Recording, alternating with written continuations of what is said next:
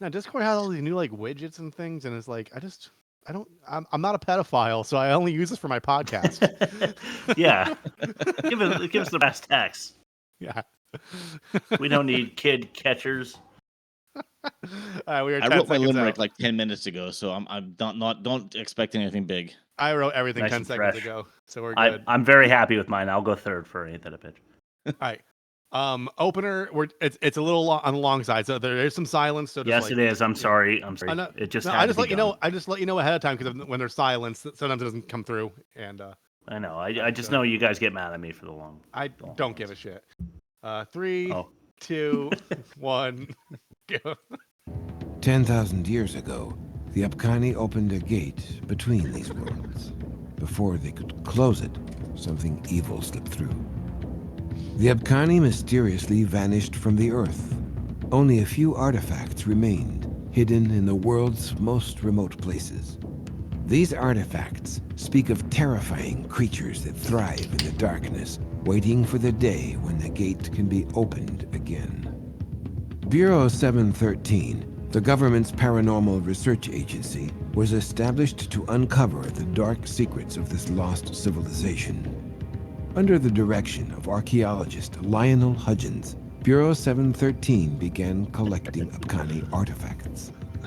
When the government shut down his controversial research, Hudgens built a laboratory hidden within an abandoned gold mine. There, he conducted savage experiments on orphaned children in an attempt to merge man with creature. Hudgens' victims survived as sleepers, lost souls awaiting the moment of their calling. What the fuck are we talking about? Already off to a hot start. Hello and welcome to the Worst Movie Ever Made, an experimental movie podcast designed with one thing in mind, to find the worst movie ever made. I'm your host, Chris Ackman. I'm joined by my co-hosts and fellow mad scientists, Rob Scucci and Bob Hasek. Hey guys, how are you and why are we doing Alone in the Dark? Because it's really fun watching people unload clip after clip or magazine after magazine while facing each other and never hitting each other or their intended targets. That's why it's we wanted to see Uwe. Is it Uwe Boll? Is his name? I thought it was Yui, but it's Uwe Boll or something like that. German filmmaker. Yeah, right. So we're doing UWE, but I don't know how you pronounce that in German. To defy physics. We're doing it to defy physics. Bob, how are you? Yeah.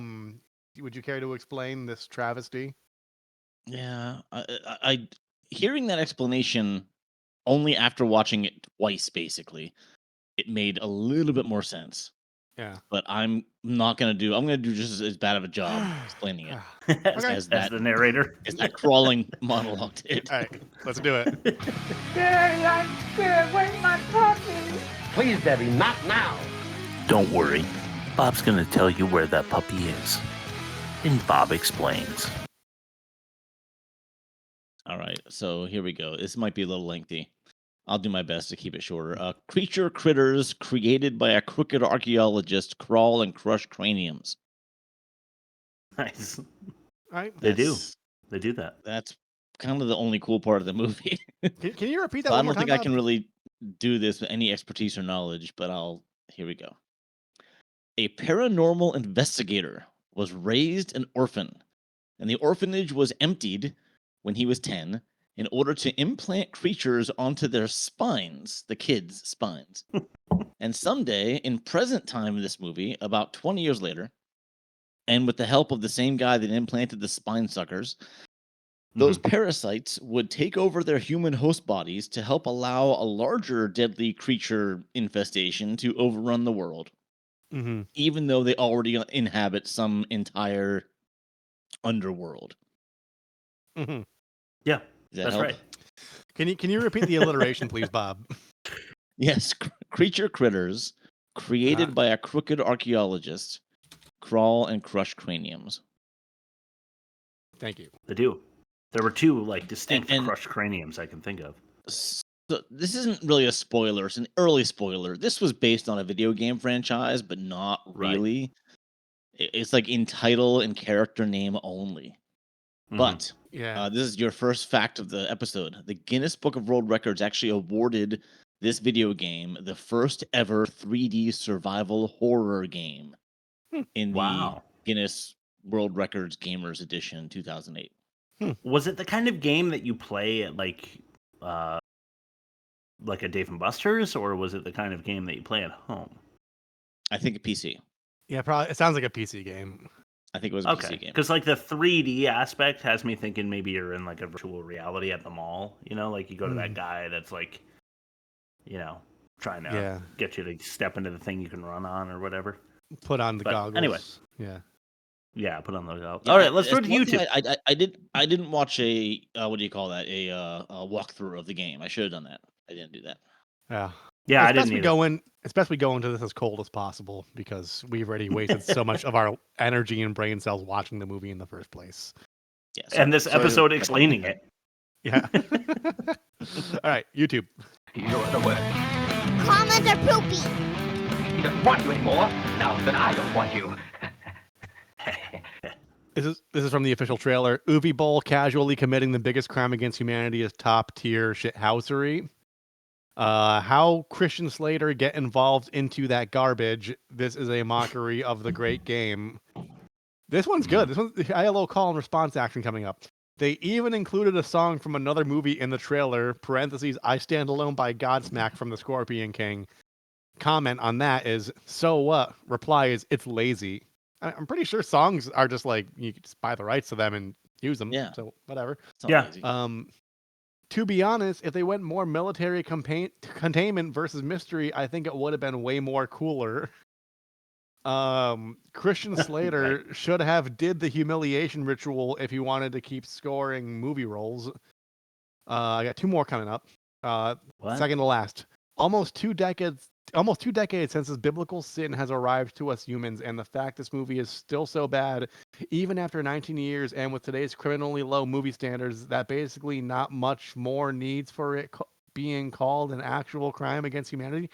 Seriously, could chase this. People could speak out against this in Genf. Even Greta Thunberg could speak out against this digital vomit. No wonder why Boll does not make movies nowadays. He did us cinema goers a big favor by retiring. This was an edited comment, so that means he proofread it after submitting it, and it still reads like that.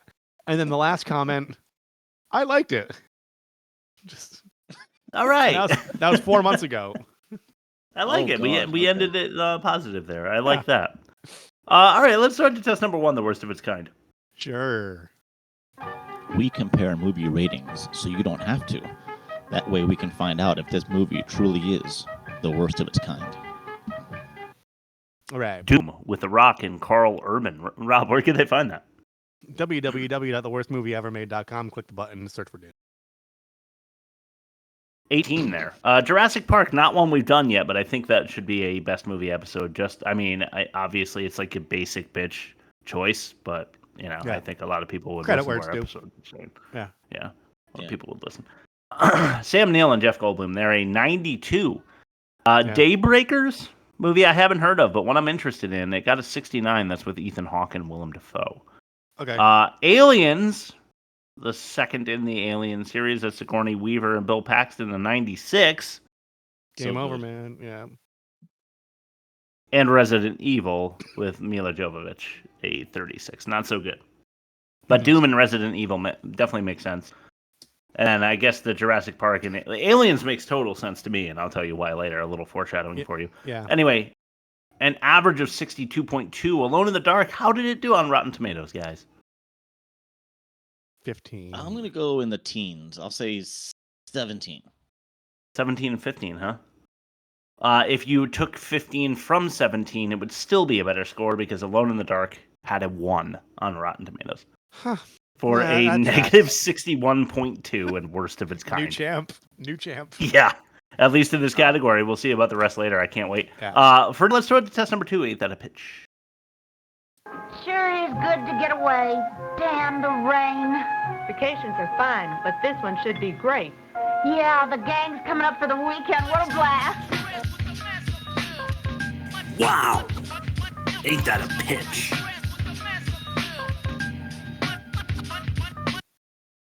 go. I think it's been a while since I went first. Okay. Ancient artifacts are found that were once dormant, and their wiggly wormies were injected into orphans. Evil light-fearing monsters eating people with their chompers. They should have just left that shit in storage. Yeah, you ain't lying. Rob, I feel like your funny punches always come right up front. Like, I'm always laughing at the beginning of your pitches. Yeah, I it's like anything I do in life. I start with verve and enthusiasm, and about 20% in, I'm just like, fuck this. Do something else. I change my approach every week, so we'll see how this one goes. Okay, there once was a horror video game franchise, but the movie wasn't related, just damn lies. This barely leaves a path ahead. Tara Reid really shat the bed, and with all the white characters, I wouldn't doubt there are clan ties. That's Damn. very true. All right. Speaking of shooting your shot in the beginning, 2 Christian slaters call it a truce to battle ancient demons that were just set loose. Vaguely mammalian, rip-offs of Alien. I'm alone in the dark, but with a stool and a noose. Chris. 5. Yeah, Chris was good. 4. Anything that hints at suicide is always a win in my books. Yeah, as soon as I realized Alone in the Dark, I wish I read that better. I think it would have been even funnier. But I just feel like Steven Dorff is you ordered Christian Slater off a Wish, and that's what you got. You know, everybody makes that Wish joke now, but you know, I said eBay last time, so I didn't want to go eBay again. Let's go test number 3, the most offensive. Sure. I do not fear you, even though you beat me. Beat me again. Beat. The most offensive. That is the hardest ever bumper we've done. I still gotta get you a bounce for that. You gotta remind me when I'm doing my edits. You just gotta text me, and I'll if I'm in there, I'll just wiggle it out. I think of it every time I hear the bumper, but I never think of it outside of the show, unfortunately. But maybe I will. It's that hard. Oh no. Number 5. Okay, this one's short and sweet. SyFy CGI. And by this I mean not the genre, I mean the channel. Like the SYFY. CGI. Yes. Yeah. The CGI in this movie takes you out immediately because it is horrendous. I mean, it was probably bad back then. But back then, that's like the what is the opposite of a golden era? Like a rusty turd era of CGI where like they Dust thought Bowl. they can do it. The CGI Dust Bowl, I guess. Yeah. It really was like around this time.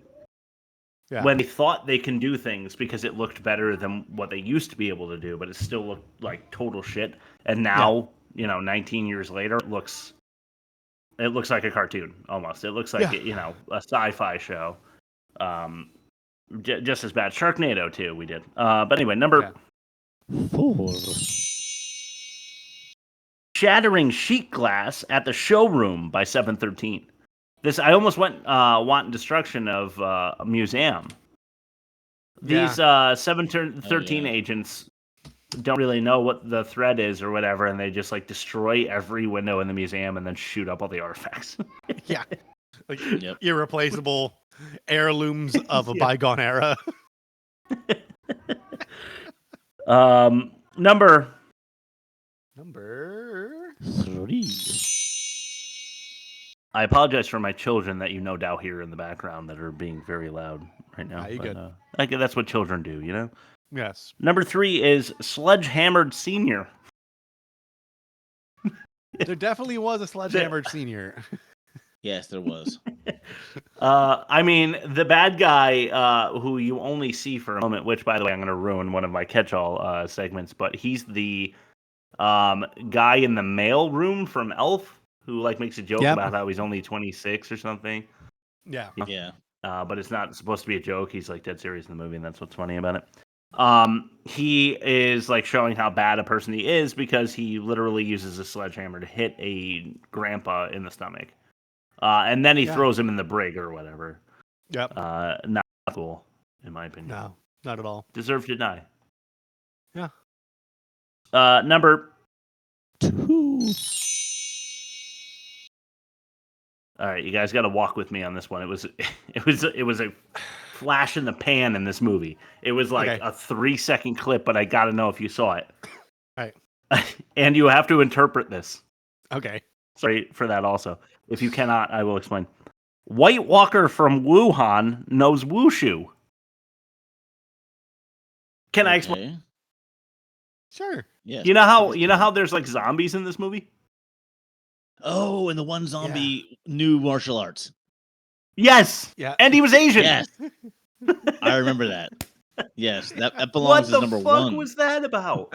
There's in every gang ever, in any movie, there's always one Asian dude that knows karate, even if he's a fucking zombie. Yeah, I think the zombies were all sloppy and like just like drooling on you, and he like had moves. Yeah, he was doing fucking like spin kicks and shit. It looked like Double Dragon in there, and he's a zombie whose spine is being controlled by apparently a martial arts master from another planet or whatever. But nothing compares to our number 1 clip. This is truth. Did you have a nightmare? You eat cheese with dinner. My mommy says that cheese gives you nightmares. Do you want to see my coloring book? It's daytime. I think there's a vampire living in my closet, but my mommy says that vampires and ghosts aren't real. She says that there's nothing to be afraid of in the dark.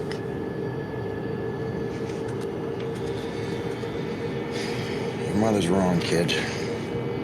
Being afraid of the dark is what keeps most of us alive.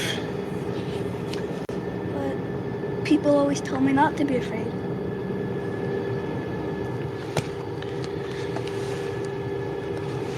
That's because they don't know the truth. Jesus Christ. Traumatized forever. All right, he just ruined that kid's my first entire life. catch-all. Scaring the kid was hilarious. That was awesome. Yeah, it was. For what? I mean, this is our hero. Yeah. In this movie. I think you're supposed to be like, oh, well, at least he revealed the truth to this kid so he could better defend himself when he goes through life. No. He traumatized this child and basically said, there is a vampire in your closet, you little bitch. Yeah. Good luck, shithead. Get some garlic. Loved that. All right, Rob, let's throw it to you for your ad read. Sure. Hi, Billy Mays here for Mighty Putty. Hi, Billy Mays here for Mighty Mended. Hi, Billy Mays here for Mighty Shine. Hi, Billy Mays here with Zorbies. Hi, Billy Mays here with the Awesome Auger.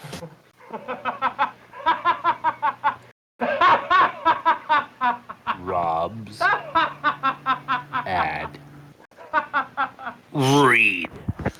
The room was thick with smoke, the kind that clings to your lungs and whispers of secrets long buried. The clock on the wall ticked past 3 a.m. and I was in my usual spot at the diner, nursing a cup of black coffee that tasted like betrayal. Hot dog, Sally, I rasped. Boiled, like always. Sally slid the plate in front of me, her eyes saying more than her mouth ever could. She knew. They all knew. These weren't just any hot dogs. No. These greasy tubes of mystery meat held power. Power enough to topple the government. I took a bite, feeling the surge.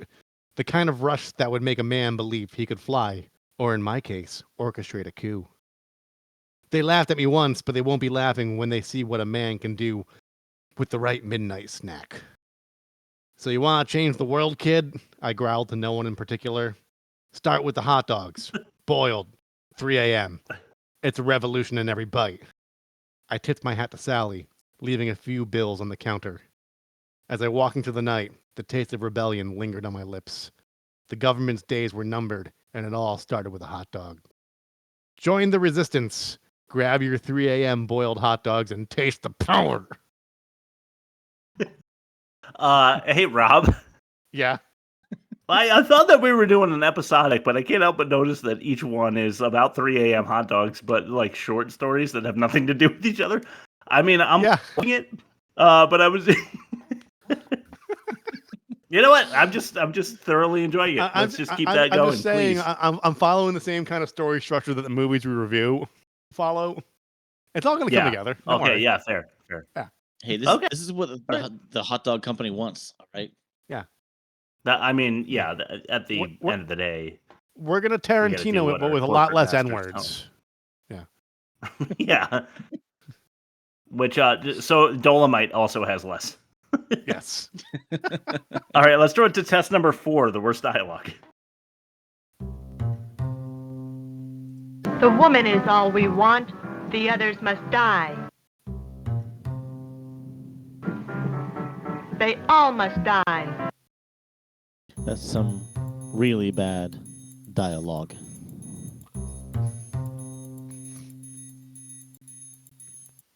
Right. Number 5.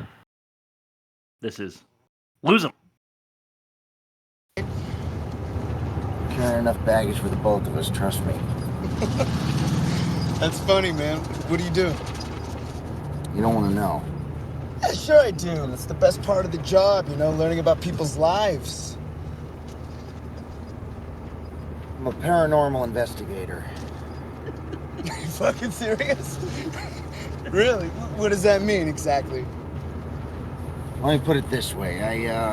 I hunt and track down the strange and unusual. Speaking of strange and unusual, that cab's been following us since we left the airport. No shit? No shit. You want me to lose him? Wouldn't mind. Let's do it. No. Oh, no. Yeah. No, nothing about that is at all realistic. No. First of all, you have a 19-year-old stoner cab driver. Like, was he responsible enough to have that job? Definitely not. Never. Secondly, he's like, you want me to lose him out of nowhere? Yeah. Like, what most movies do is make the cab driver that becomes a getaway vehicle, like an unwilling participant who then agrees with your, ideology or whatever. Also, probably over 25, so you could actually, you can't even rent a car legally until you're 25, and he's way younger than 25, and he's got a cab license. I don't know how it works, but I'm just for real. Just a guy asking questions here. Never gonna happen. Yeah, but like the cab driver's usually like a 45-year-old guy, or like opposite sex of the hero, and they're like, "No, I'm not helping you," until they realize that they should because they're right and like the crazy scheme. And they pull their gun out and say, "If you want to live to see tomorrow, you better." Yeah. If you want to live to see tomorrow, you better put your foot on the gas. But the best part of that is when Christian Slater is like, I carry enough baggage for the both of us, believe me. And then the kid's like, that's funny, dude. What's funny? Your traumatic childhood, of course. Yeah, I guess. All right, let's throw it to number 4. This is incomplete. You've got one inside you too, but symbiosis is incomplete. I was electrocuted when I was a kid. I must have killed it. You remove it? Well, I could try, but it could paralyze you.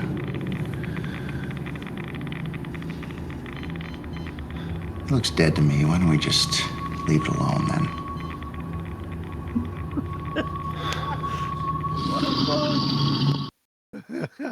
Nice. What the fuck is happening? So they're doing like a live stream X-ray of the spinal parasite, and it's moving, but he's like, it looks dead. Yeah. It was moving, right? Was it? I didn't think it was. I think it was. Maybe I'm wrong. I'll have to review the YouTube video to see. I am never rewatching this, so never. I'm not even gonna watch it as I'm editing it. I'm just gonna drag and drop. All right. The cat's out of the bag, dude. This is like the worst movies ever, right? Yeah, it's pretty like bad. Far and away one of the worst things you've ever seen. Yeah. Yeah. It's one of the worst things I've ever seen. Yeah. Yeah. Okay. I'm glad that you agree. Let's throw it to number 3. This is Legend Has It. According to Abkhani legend, when they opened the gate between our world and the world of darkness, a few people survived by joining forces with the creatures from the other side. They gained supernatural power, but lost their humanity. That would explain the man who tried to kill me this morning. I have this bad feeling that's what's happened to John and the others.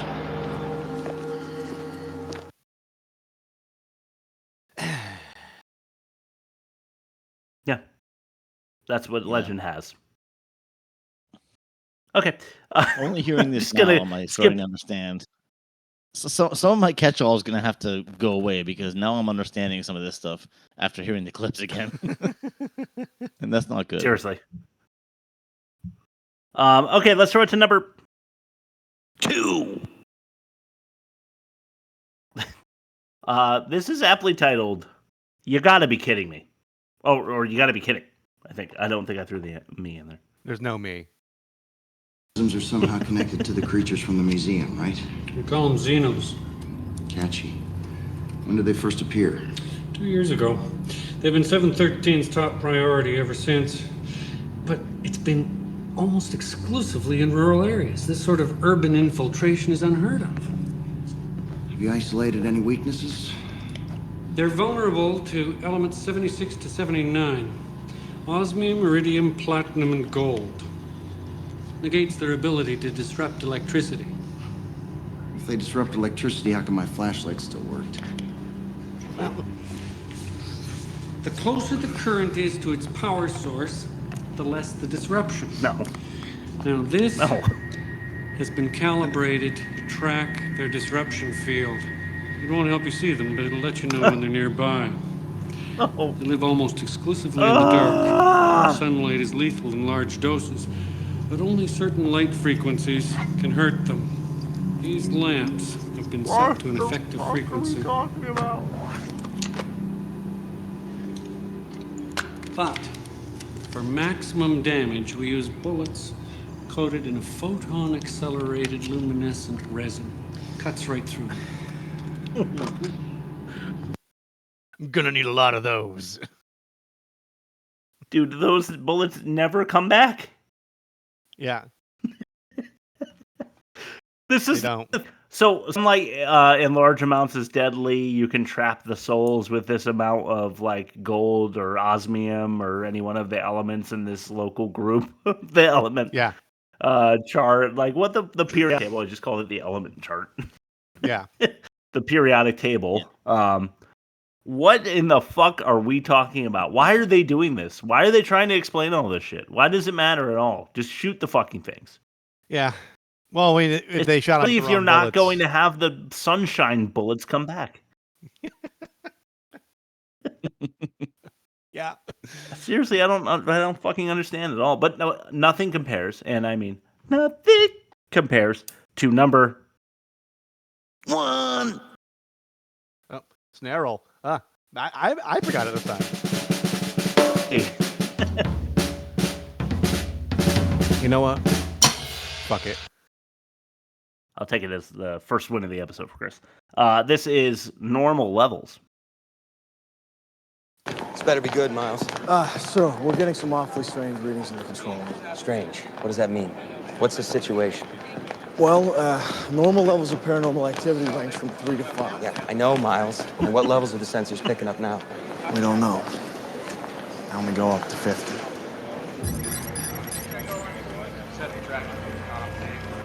That is such a South Park line. I don't know. Our scanners only go up to 50. Oh my god. Yeah, you Lost think you, Chris. once... Oh yeah, Chris's audio is out. We lost Chris. Hello. No, nothing at all.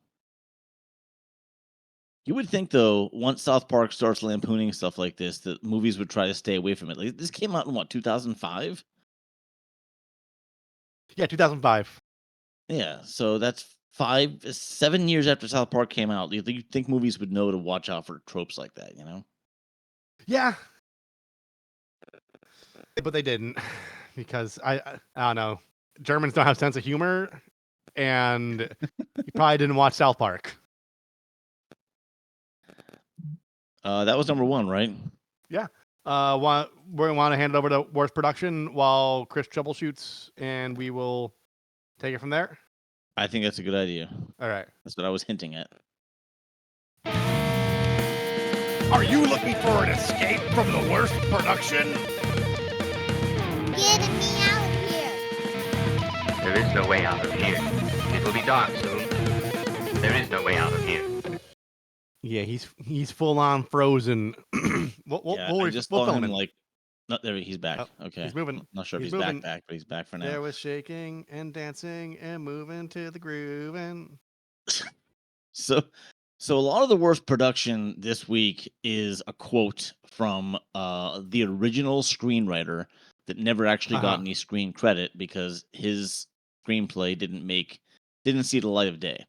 Okay. So I'm titling this "Missed Intentions." Okay. I'll write that down. Yeah. Because Chris is probably not hearing this. All right, got it. So originally, a screenwriter submitted a screenplay. It was completely faithful to the source material. Yeah. But it included a more spooky atmosphere and like Alone in the Dark. Yeah.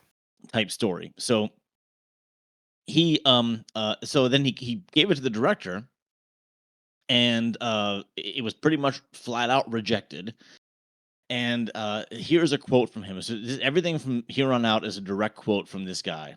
Okay. Boll was able to hire his loyal team of hacks to crank out something much better than our crappy story and add in all sorts of terrifying horror movie essentials like opening gateways to alternate dimensions, bimbo blonde archaeologist, sex scenes, mad scientists, slimy dog monsters, special army forces designed to battle slimy CG dog monsters, Tara Reid, Matrix slow motion gun battles and car chases. Oh yeah, and a 10-minute opening backstory scroll read aloud to basically an illiterate audience. That's fair. That's I valid. thought there was nothing better than that quote from an interview I read from this guy. Yeah. I'm like, that is spot on. He nailed it. Basically, he said, I have this great story for a video game adaptation, and they said, you know what, we're just gonna make a tropey, low production, try to make good CGI shit and fail. And they literally failed. I just thought that was a great. I was laughing reading that. I'm like, oh, this guy really nailed it, man. He nailed it right in the head. He probably put like 3 months into writing the treatment and then was completely ignored and then like shat on. So yeah. Okay. I mean, should I just keep pushing forward? What do we got next? It's acting, but I have the clips. Well, he's close, right? Yeah. So let's just do the bumper and then talk about the acting if he's not back in. Sure. I am Torgo. I take care of the place while the master is away. I am Michael. I take care of the place while the master is away. The acting just gets worse and worse in the worst acting. All right, so where do you want to start, Bob? Essentially, we're comparing this to Malibu Express. Is that correct? Yes. I think Malibu was, Malibu Express had some pretty abysmal acting. Yeah. So I'm not holding out a lot of hope that it's going to get beat in this category. And I mean, the problem with this is that basically there is some acting talent, but they're just not being talented. Like Christian Slater knows how to act. Sometimes. Yeah, exactly. I think he's doing the best he can with the story. I think. Yeah. Hey, Chris. It's like Nicolas Cage in Left Behind, where it's like you can't save the movie with your acting alone. You know. Yeah. We're stalling. We're just talking about some surface level acting stuff. For the worst production, we had Missed Intentions because basically the screenplay was completely overhauled and not realized in the correct way.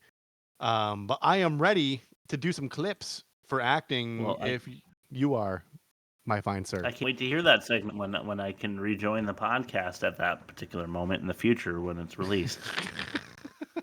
That's going to be great.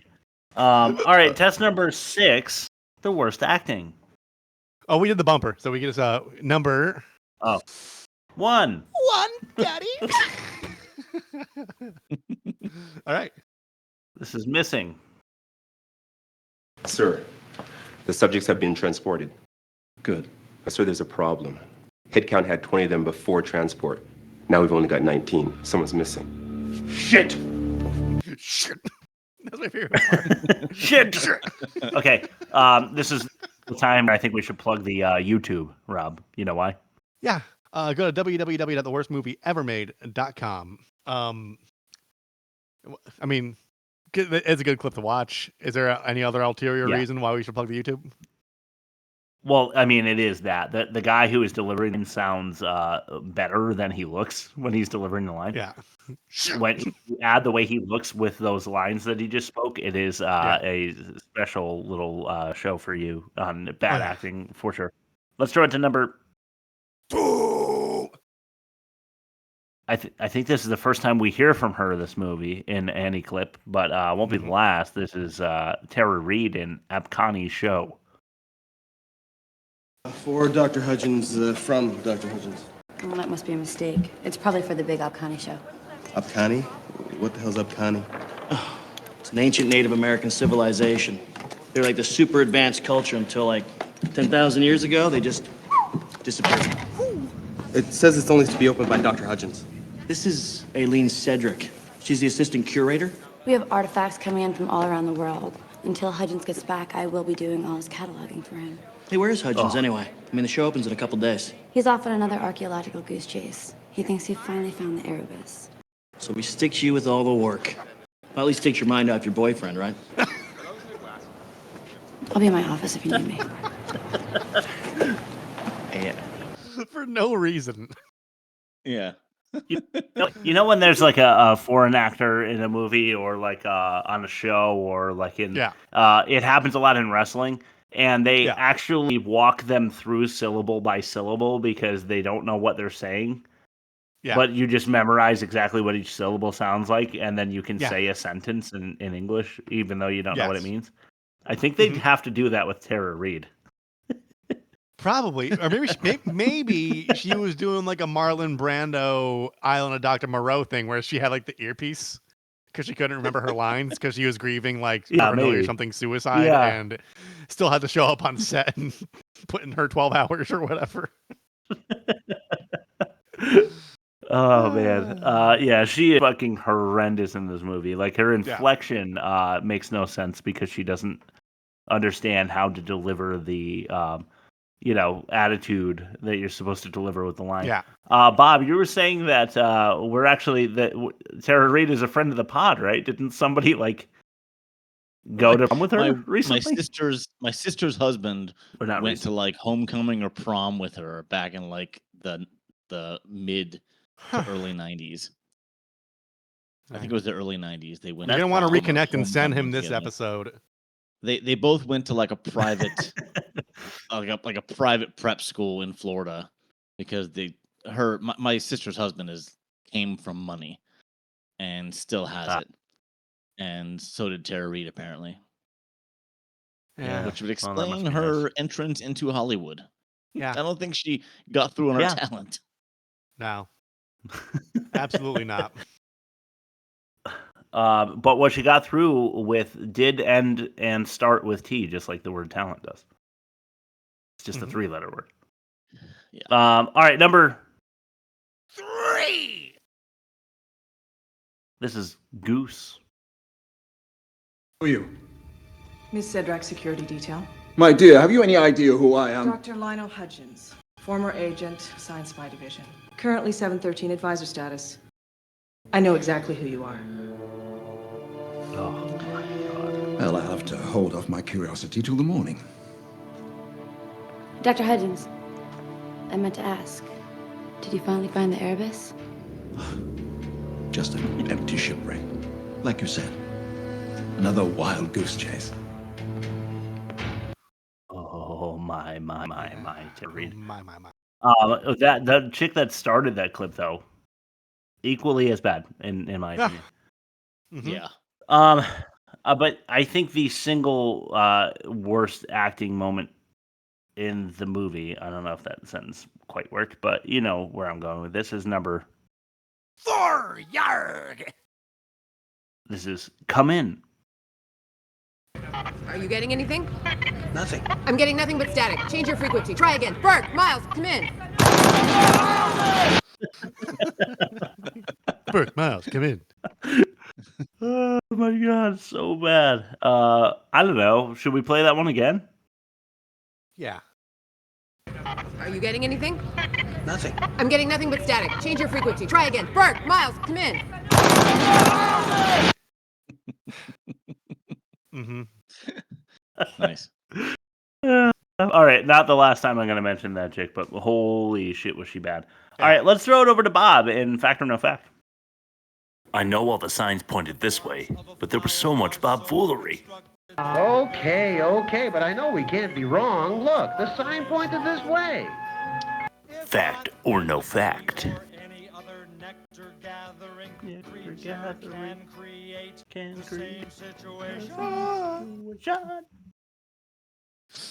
Oh, is it over? Okay. Yeah. So this was called Alone in the Dark, and what I rather would have experienced was being blown in the park, but that didn't happen either. Well, hell yeah. Who wouldn't? But it didn't. It didn't. Okay, so fact or no fact this week, we're looking for the lie. I think this would be an easy one. I made up one of these things, and the rest of them are true. Here we go. See if you can figure it out. The lengthy opening text crawl was added only after numerous test audiences said they were confused. Okay. Uwe, was it Uwe? What's his name? Boll? Uwe Boll. Uwe Boll. Said on various occasions that he regretted having Tara Reid in this film. Okay, third one. What difference would that After make? movie executives read the greenlit draft of the shooting script, they gave the film an extra $10 million. Yeah. Okay. Fourth one. Every piece of body armor for the foot soldiers was paintball body protection.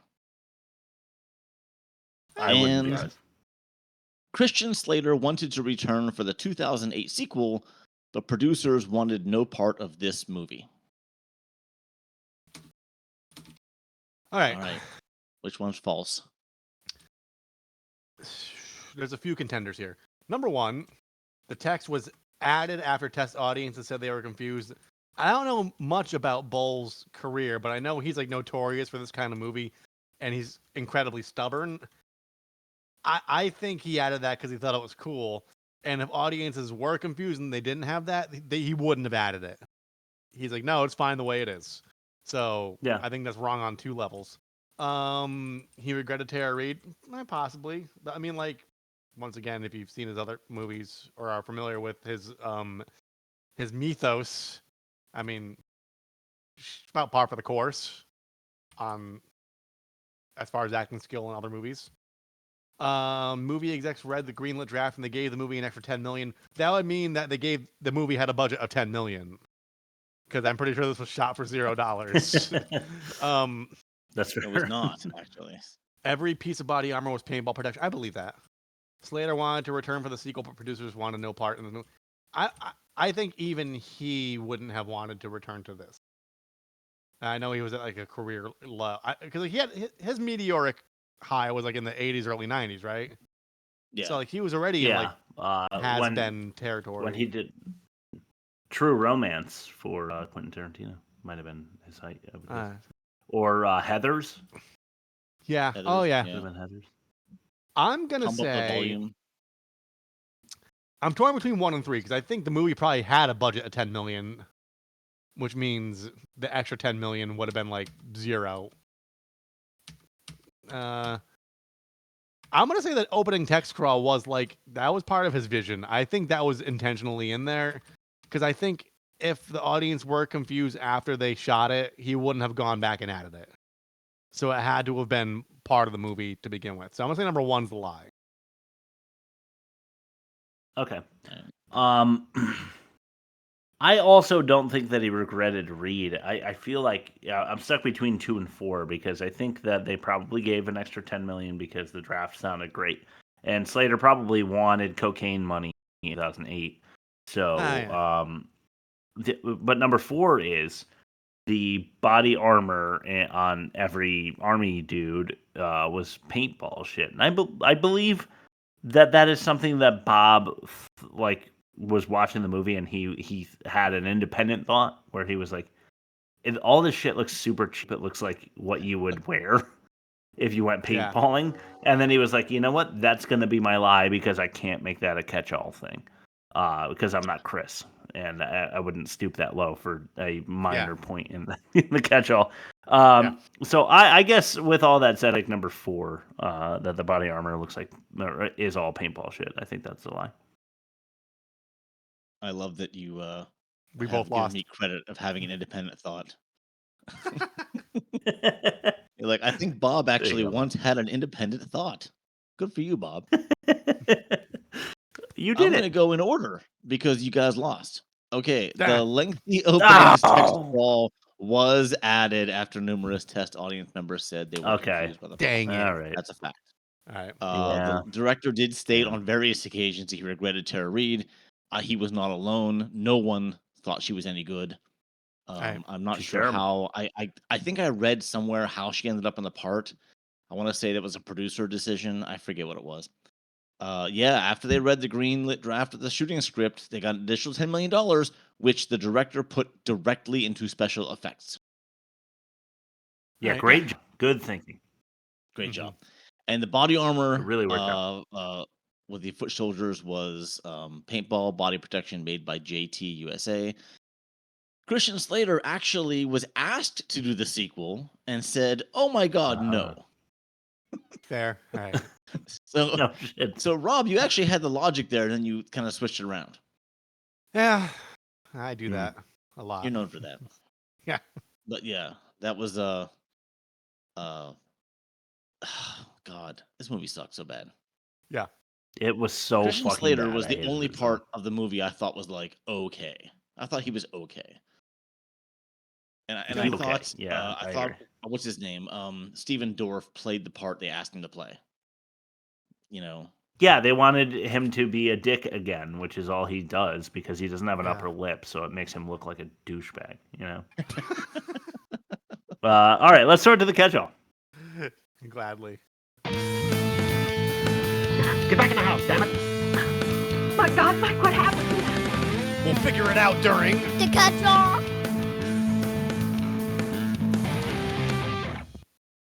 Hooray. I have a lot, so I guess I'll go first. Sure.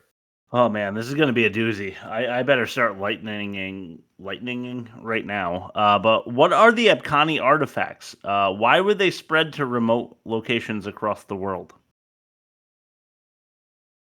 Future. Yeah, totally future. Future. Okay. Go ahead, Bob. None of this made sense.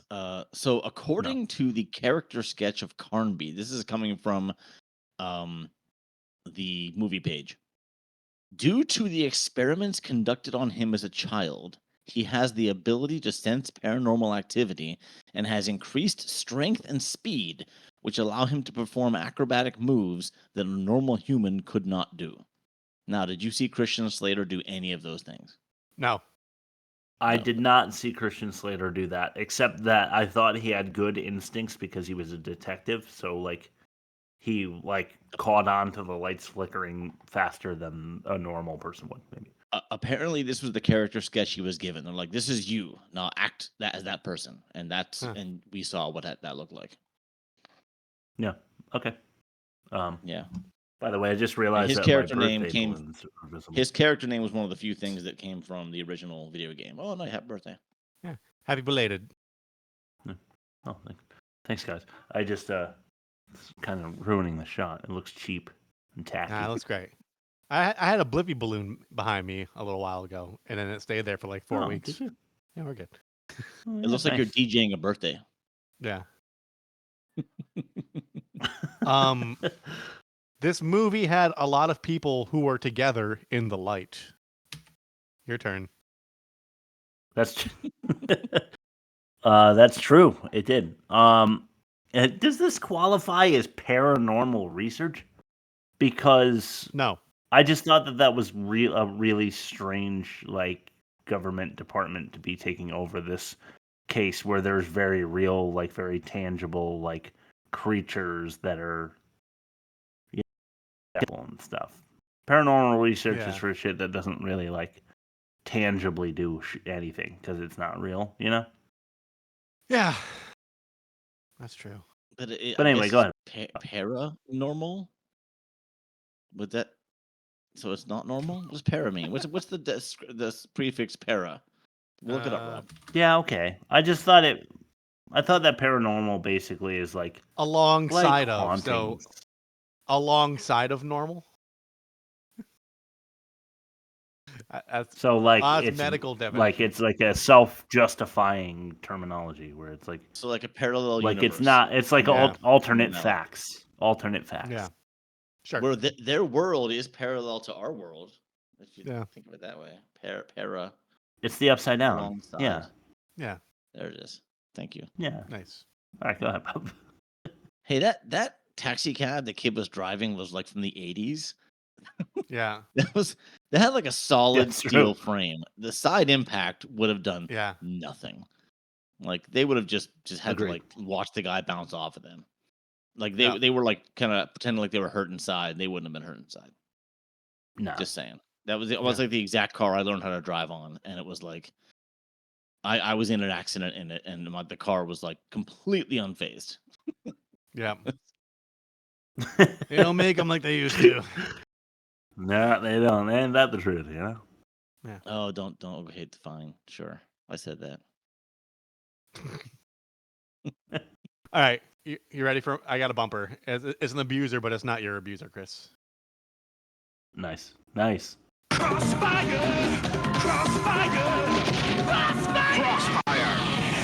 You'll get caught up. I get it. You mentioned this before, but go ahead. Yeah, but that's it. Just lots of crossfire, lots and lots of crossfire. That's never addressed. They're just unloading like hundreds of rounds while facing each other, basically. And yeah, I have the abridged version too. Crossfire. Go ahead, your turn. Oh, sick. Nice. Oh man, I never actually had that game as a kid, but I remember It's the just commercial marbles. was dope. It's really loud marbles. Yeah.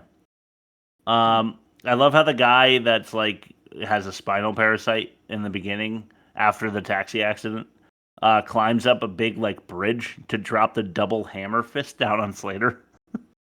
Yep. In slow motion. Oh man, that was so funny. All right, go ahead, Bob. Yeah, I'm just gonna pick up where Chris dropped it off there. Then Slater launches himself through a window, or what the other guy does. Whatever it was, you can't do that. You can't just throw yourself through a window. The window is not gonna break from your barely impacting it. And also like, but he's extra fast and strong. Sure. But then Slater kicks the artifact out of the guy's hand and then catches it. It's very cartoony. And then he impales the guy. Like that whole scene was just insanity to me. Yeah. And piggybacking off of that, I have written down undead guy is unkillable except for spikes. He was shot in the heart I guess like it severed the times. parasite. It severed the parasite. That's the whole thing. Yeah. I mean, yeah. Super still. Yeah. Your turn. She's just working at her museum 9 to 5 while her boyfriend is missing. I would also like to know what her hours are, because I feel like it's 3 a.m. and she's working. At Archaeology never cataloging. sleeps. They found this artifact that's been lying dormant for millions of years. It can't wait a second longer for them to 3D model it with their Well, I'm just gonna go out of turn. Like a giant.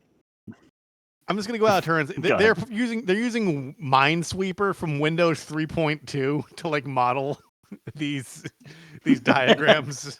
That's not what it's called. I have what it's called in my catch-all. Okay, I went out of turn. So Go ahead. Well, I'm going to go right along with Chris. The security guard, Rob, the security guard, apparently was pulling a double shift. He was there in the daytime when the stuff was being dropped off, and he was there at night when she was still working at night. Yeah. Yeah. He was the one Yeah, who's, good point. you know, what's he doing there twice? Yeah, that's a good. It sounds like another sweatshop situation on this season of the worst movie ever made. Yeah. All right, so I mentioned this one already, so I'll go.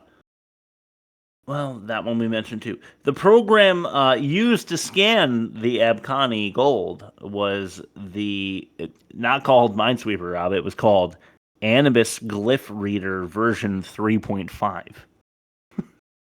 Of course. Yes, there are 3.5 versions of the Anubis Glyph Reader. Yeah. By the way, I never found the Anubis. Yes. Right, they didn't. So apparently the director knew, like he wasn't a complete idiot. He knew Tara Reid was known for her ditzy blonde roles and said, well, she's got to look like an archaeologist. So he actually forced her to put her hair in a bun and wear glasses to seem smarter. Yeah. It didn't work. It Didn't work. Because I'm gonna double up on this one. She said she was listing off countries, and she said Newfoundland. Yeah, and I'm pretty sure it's Newfoundland. Yeah. Yeah. I'm pretty sure. Yeah. But she said found prominently, and I thought that was funny. They kept it in. When they open the labyrinth, when Christian Slater's character opens the labyrinth for like the second time because he forgot like his satchel or whatever, and he just leaves the door open. Yeah, he like fires like a few rounds. He just leaves the door open and runs, and then like he crawls in through a bulkhead and like blows it up when he could have just closed it and blown it up in there. Yeah. Okay. Awesome. Cool. I have more on that. I definitely have more on that. Okay. Evil spirits I find in movies, they always flicker lights. Yeah.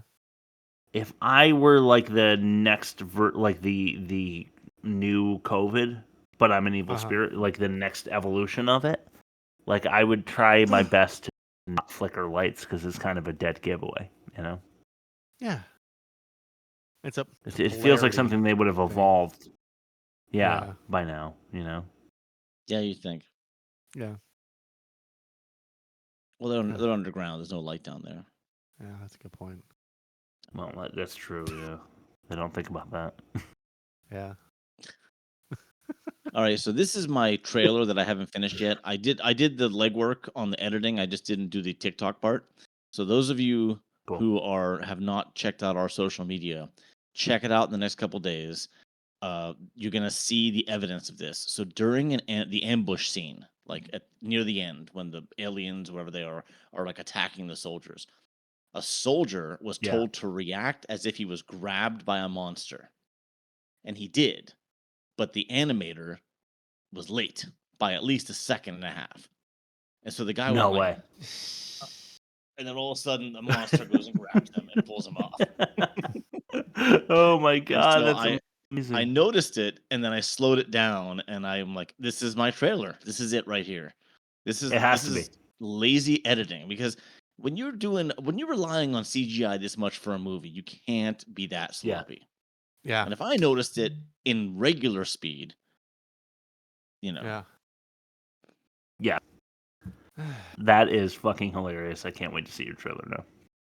Because, like Rob said, I didn't do the Bob in the corner talking over it yet, so I'll do that tonight or tomorrow.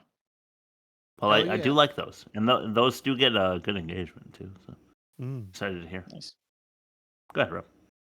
That fucking nun, just like, all right, you could take my 20 kids that have dead parents, and I'll be complicit.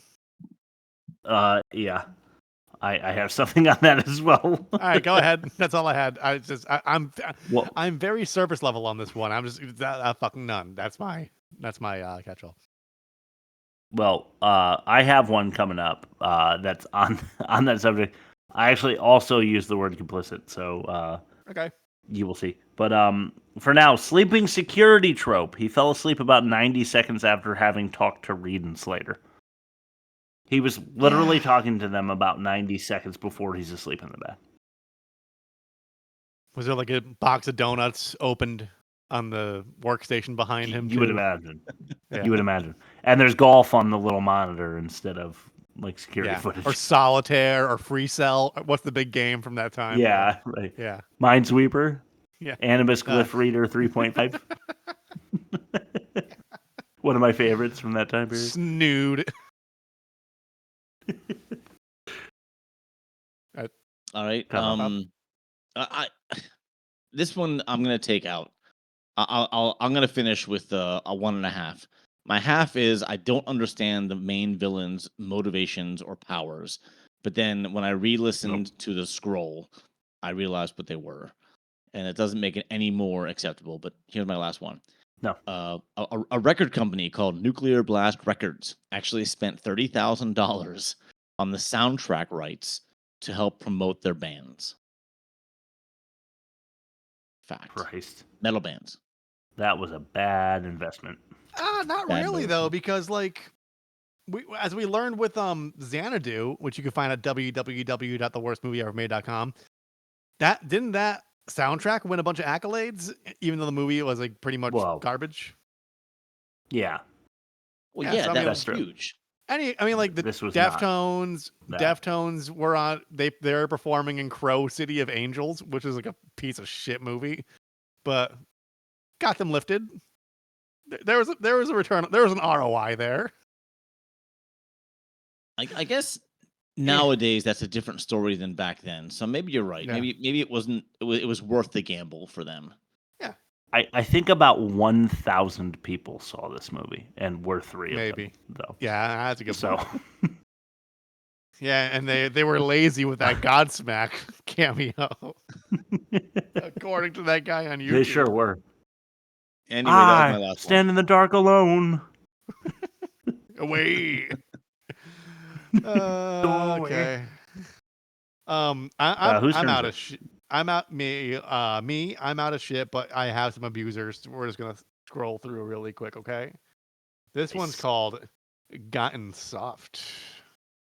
You're right, Burke. Maybe I have gotten soft. You just keep walking. He's got the chip. This is Killed John. I just killed John. What do you mean? He was one of them. I just killed John. And then last but not least, this is Now Get Over Here. Now get over there! Over there, I'm sorry. Chris, you can take the floor.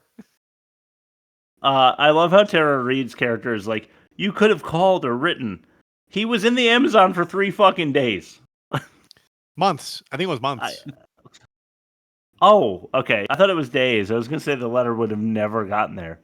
Yeah. But the security guard, I thought, was like her boyfriend's been missing for 3 days. Months would make more sense. Go ahead, Bob. I'm all out, Chris. You're rapid firing. Okay, so the abuser that you just played, where Stephen Dorff and Christian Slater get into a scuffle, he steals the security chip out of his pocket, of course, like the pickpocket scuffle on purpose thing, because he's a good detective, I guess. And then later he's like, I'm gonna need that badge back. Fucking dickhead. Yeah. The dude that Christian Slater meets at the morgue was able to lift a human fingerprint off a corpse. Yeah. Yeah. That's pretty impressive work there. Yeah. I have an entire page left. Well, the whole new fingerprint. The whole new release of Anubis Glyph Reader 3.5 has that has that functionality. Capability, of course.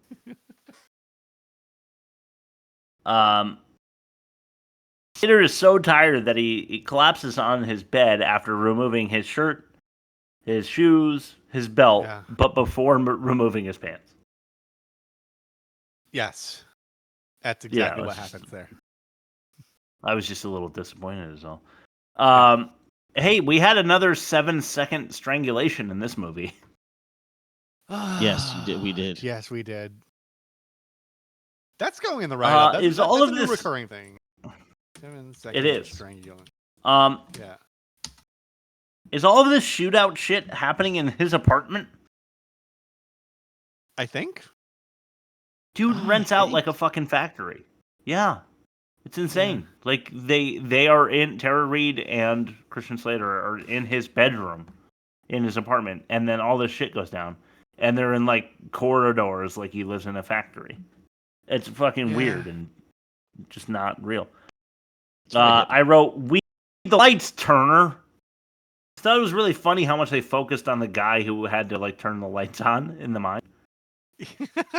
Yeah. They kept going back to him like he was really bad at his job.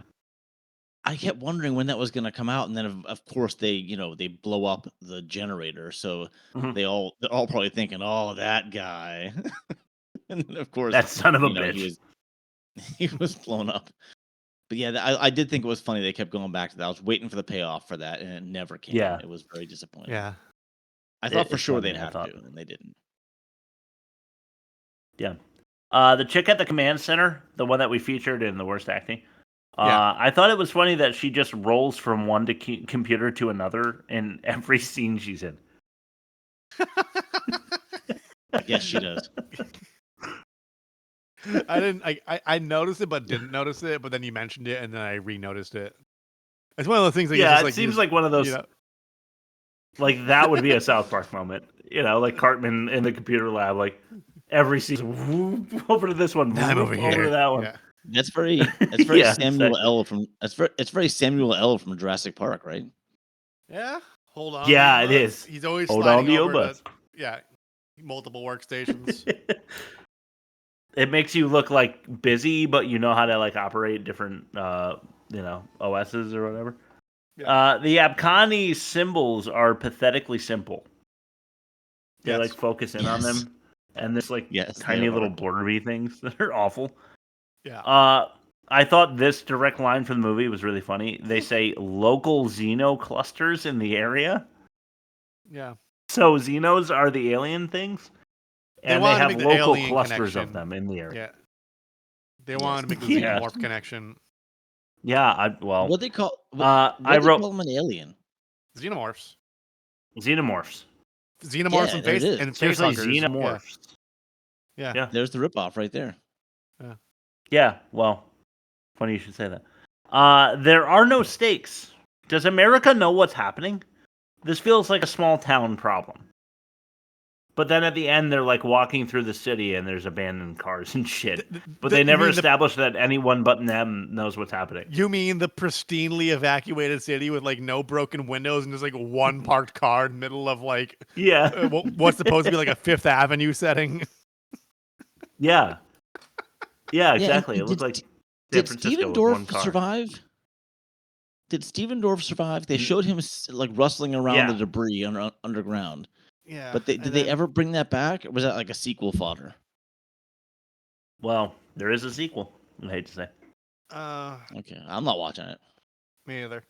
No. But you might have to. Okay.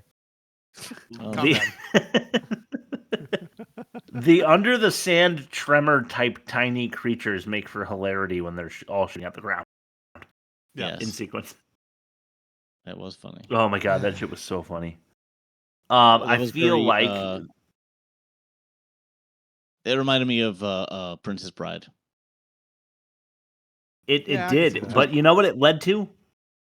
Rob, why don't we throw it to that catch clip right now? Because it's like immediately following it. This is Trapdoor. There's more over here. I think I found something. Marco! Why was that so funny? Oh god, I showed that to my wife and she immediately started like there's something just funny about it. There's like a physical humor to it. He's like, oh, I found something. Whoa! Down to his death. Oh my god, that was great.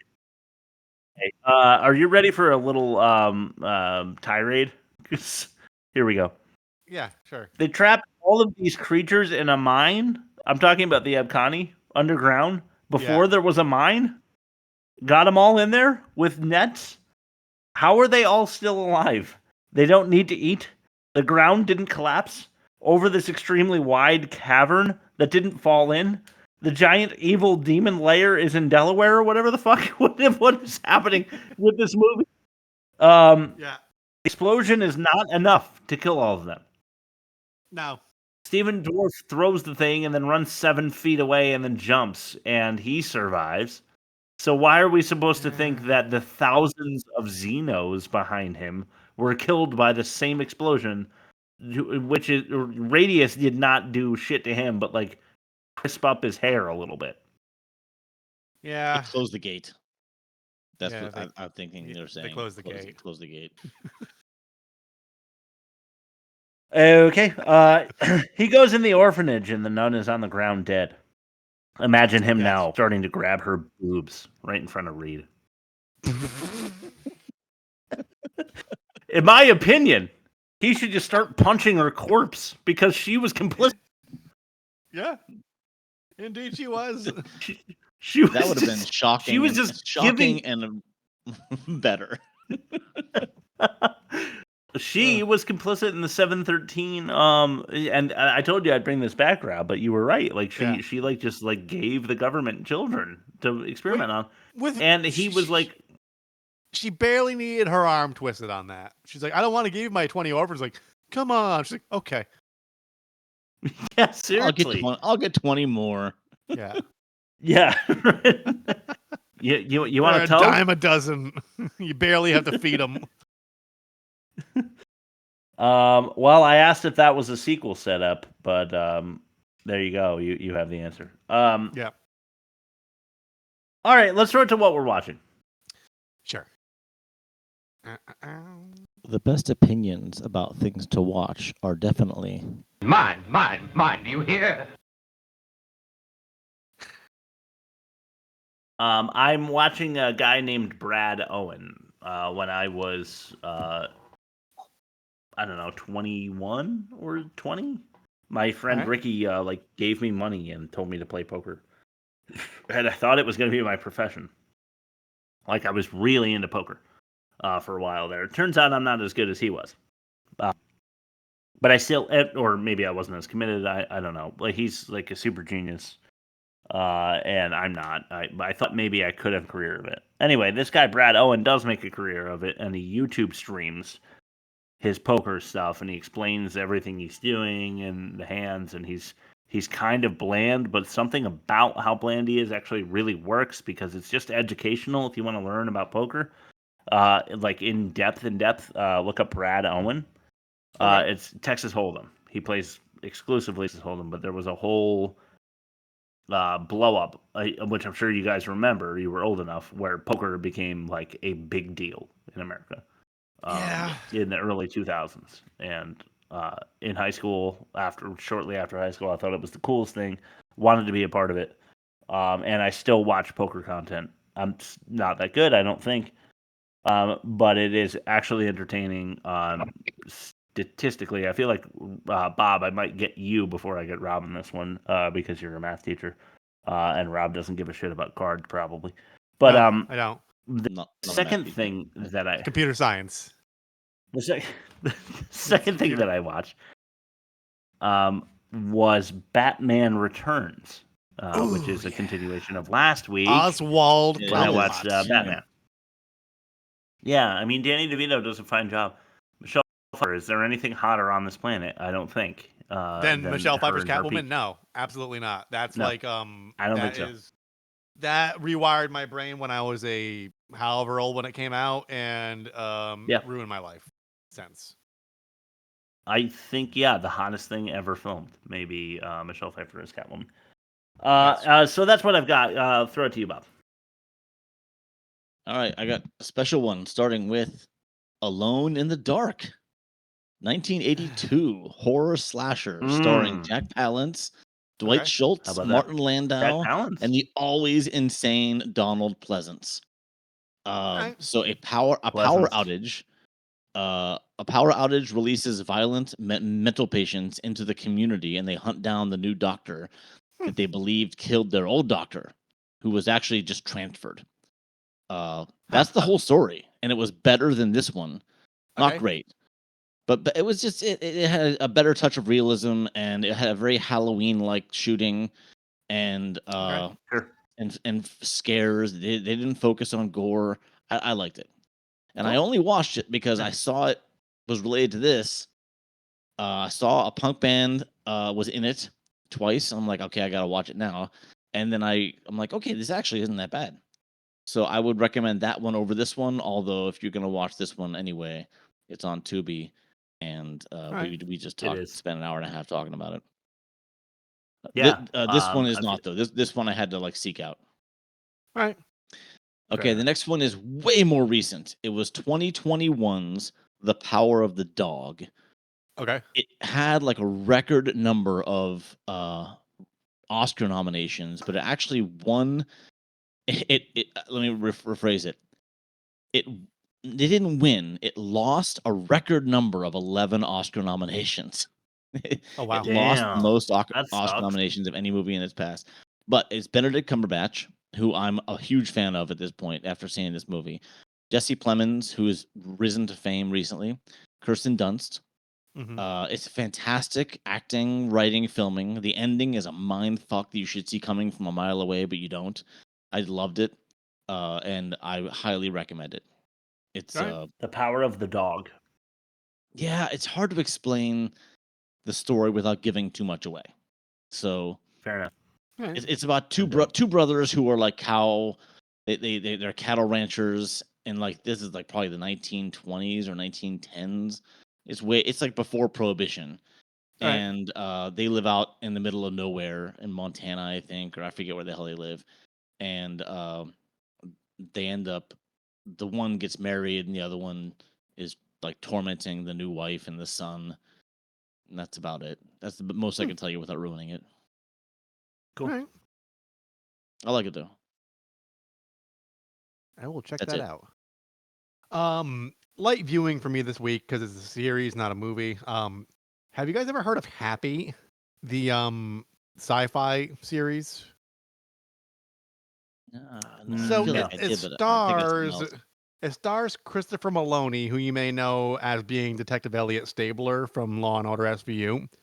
Yeah. This series had its 2-season run between him leaving Law and Order and like coming back. It's about a disgraced detective turned hitman / drug addict who gets roped into a kidnapping heist when he finds out his estranged daughter is kidnapped by a guy named Very, Very Bad Santa, who's like a child molester who locks children up in crates. Very, and his very, daughter, very bad Santa. It's like Very Bad Santa or something. I think, yeah. His daughter, who's in a crate, sends her imaginary friend Happy, a CGI unicorn voiced by Patton Oswalt, to go seek him out to rescue her from Bad Santa or Very Bad Santa. And he's basically just like, it's incredibly violent, like incredibly violent, but it's fucking hilarious. Like, let me to conceptualize how violent it is. You know, like the textured walls in like a high school or like a community center. And they're like cinder blocks, but they're textured and they're like painted over. Yeah. There's one scene where he's just like dragging the henchman's face against that wall into like a bloody pulp, and then he just smashes his head in with a fire extinguisher. But then like he takes a belt of whiskey and like he looks at the unicorn, and the unicorn's just like looking at him like fucking horrified by what he just witnessed. And then they just like go on to the next scene like nothing happened. It's Happy. It has 2 seasons. It's on Netflix. It's it makes me wish that Christopher Maloney did more shit like that wasn't Law and Order SVU, because he really does the deadpan, like, I don't give a fuck, like, I'm gonna get drunk and just kind of like go on with my business thing. Yeah. I'd recommend it. 5 stars out of 5. Check it out. It's pretty good. Sounds good. Yeah. All right, let's throw out the back credit names. Sure. Sarah Wormsbecker, Francois Yip, Tink, Yui Boll, Vance Vegas, Honey Dawn Faircrest, Max Wanko, and Bill Adcock. There you go, Rob. Thank Threw you. that one in there for you. Honey Dawn Faircrest was my favorite, which is why I put like a little embellishment on it there. Let's throw it to the offensive minigame where Chris did another really stupid thing, but I made up for it. Don't worry. All right. If you're doing something offensive, we're just going to ask you. Well, whatever it is you're not doing, don't do it somewhere else. This is the offensive minigame. So, originally I did Dolomite versus Alone in the Dark. Recency bias, I guess. It wasn't the worst movie of the season, though. That's what I'm supposed to do. So I corrected it. Do you want to hear the Dolomites before I give you the real offensive minigame? Just lightning around the Dolomites. We're going a little long, but I want to hear them. Booms and crappy kicks. Dick Detective destroying dope domino design. And Gigolo drives junkies to drug den to jab up. All right. That was worth it. Those are good. Mockery of maid molestation or SyFy CGI. Mockery of molestation is probably definitely the more offensive thing. I agree. Women are boobs or jackhammering a geriatric. Jackhammering a geriatric. See, I'm going women are boobs for offensive because it's going to offend a larger percentage of the population. I don't know. All right, those geezers are the ones that have the highest vote turnout. Which is why every politician we have to choose from is like pretty much legally dead. 90, yeah. Body snatched Beijing badass. Mm-hmm. Or cardio creeper just gymming for the jigglies. Oh, the creeper. He's on camera pointing out everyone's body parts. He's like, don't forget Peggy. Peggy. Yeah, it really is. Peggy with her huge tits and her tight ass. She's my favorite. All right, what are you going for? What was the first one again? That was the It's body snatched Beijing badass. Yeah, the Asian zombie. Yeah, I'm gonna agree with that. Okay. Still though, Malibu Express is more offensive, which leads us into our movie comparison. Let's do it. But master, you have 6 wives. Why can't I have one for myself? Because it is time to compare the movie. Malibu Express and Alone in the Dark, worst of its kind, negative 28.5 and worst for Malibu Express, but a negative 61.2 and worst of its kind for Alone in the Dark, the clear winner. Okay. Alone in the Dark had a 4.5 star victory for yours truly, better than a team 4-star. Offensive though, Malibu kicks back. How do you feel about dialogue? What's worse? Which movie? Malibu, yeah. I agree. Production, reworked remake or a missed intentions. I still think reworked remake is worse. Yeah, I do too. Because at least they were trying something at least kind of new with Alone in the Dark and then failed miserably, whereas like they already failed with any like video game purist is gonna disagree. They'd be like, no, it has to be exactly the same as the premise. But as a movie person, I'm gonna go back to, and no one wanted to see this remake because it wasn't good in the first remaking place. a movie that failed in the first place. Yeah. Acting, I think, has to be Malibu as well. Yeah, it does. Tara Reid really made it hard though. Yeah, that's true. Well, can we make her I don't mean it that way. the demerit? Yeah, Tara Reid's the demerit. Okay. Yeah, Tara Reid's our demerit. Is she worse than Buffington Buttwater? Yes. Yeah. Okay. It doesn't matter though. Malibu Express wins 4-3. Very, very close match. Yeah. But Malibu Express is still the worst. That tracks. That's fair. I don't know. I hate it. I'd rather watch Malibu Express. I would too. I'd watch that but again. I don't know what it numbers is. Don't lie. Yeah. You know, there's the boobs. Yeah, we don't know what. Yeah, we don't that's know what what Chris it is. likes so much. I love songs. Anyway, worst movie of the season is Malibu Express. Okay. Next episode. Yeah. You guys know what it is? I don't look anymore. I just wait to be disappointed on the air. Yeah, same. It's Suburban Commando. Is it Suburban Commando? Finally. With Hulk Hogan. All right, wait one second. It's also with Christopher Lloyd. He's gonna be like dongs running. No, I was looking for the. There it is. Yeah. I'm not doing the whole thing. Finally I'm won. not doing the whole thing. Yeah, we only have like another minute to wrap this up. Yeah, Suburban Commando is a movie about Hulk Hogan, who's like an alien in the commando who comes here to teach Christopher Lloyd how to have a backbone. So look forward to that. Nice. That is next week's Can't episode. Rob, why don't you plug us and send it over to Bob for his last word? Yeah. www.theworstmovieevermade.com. We run a tight ship. We're on all the streaming platforms for the audio. We're on YouTube. You can watch the video.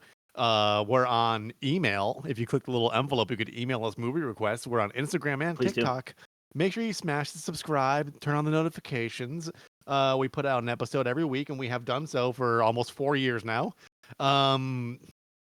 Sad lives we lead. If you want to join us on this as we make the world a worse place through our cinema, you're more than welcome to. www.theworstmovieevermade.com. It's more like 3 years, I think. Actually, now that Chris is doing the math in his head. I was like, what?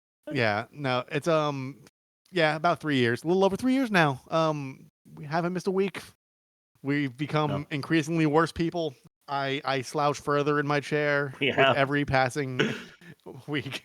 So join. I just don't want it to be 4 years, because at 4 years I'm going to be like, why am I not famous yet? God damn it!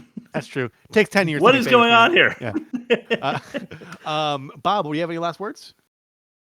Oh yeah, I wrote this one down. I conceive this as a single word: Glyph Reader. Nice. Glyph Reader. All right, guys. See you next week. Yeah.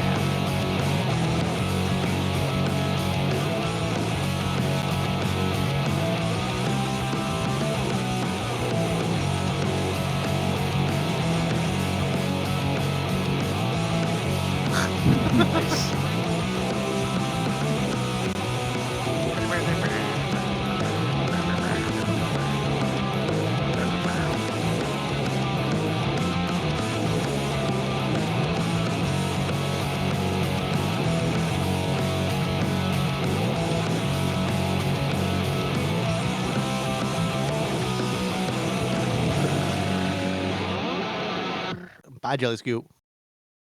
My just came. All right, let's get Craigie out of here. My just I came. have a feeling